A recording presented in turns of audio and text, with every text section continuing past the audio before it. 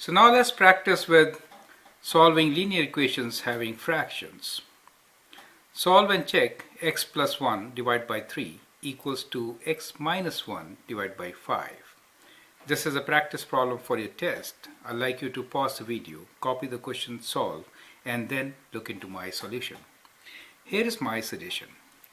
Now, in case of fractions, we should always multiply both sides by the common denominator. Now, when we have 3 and 5, then the common denominator is 15, the lowest common multiple of 3 and 5. So let's do that. Okay, so we have the equation x plus 1 divided by 3 equals to x minus 1 divided by 5. Now, common multiple of denominators is 15.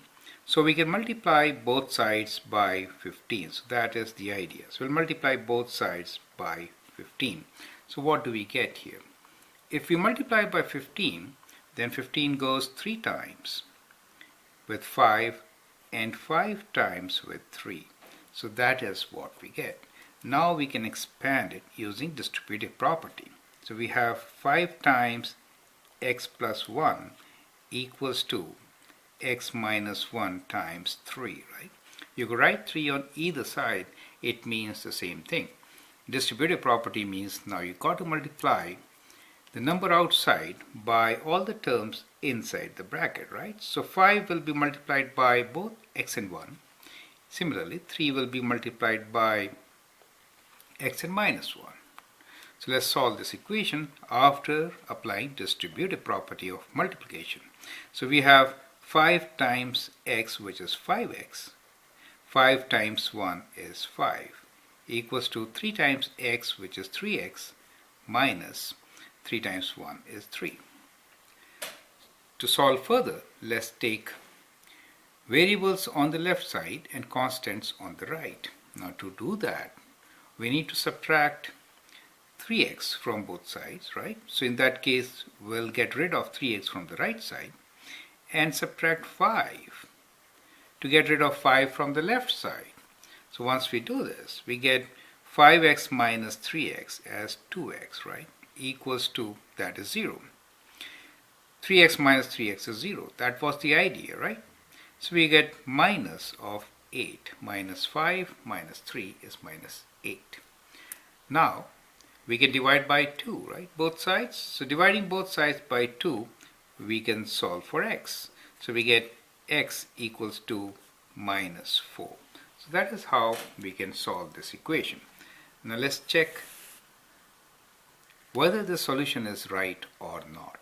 To check the solution, we can substitute minus 4 for x in our equation and see whether we get the same result on both the sides or not. So let's first do with left side. Minus 4 for x gives me minus 4 plus 1 over 3. That means minus 3 over 3, that is minus 1.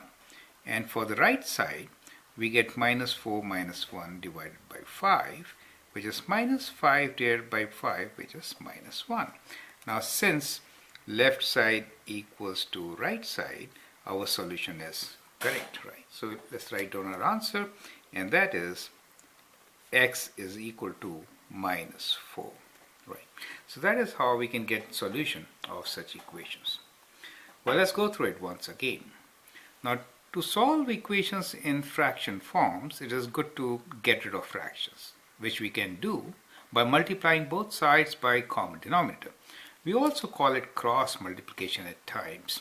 So when we had these prime numbers, nothing common, no common factors in between them, we can simply cross multiply. As you can see in this step, this is the result of cross multiplication effectively, right? So it is cross multiplication.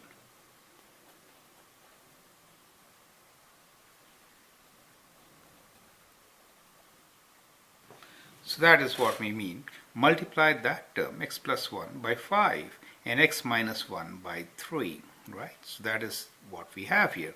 Multiplying x plus 1 by 5 and x minus 1 by 3. Now expand and simplify to get your answer.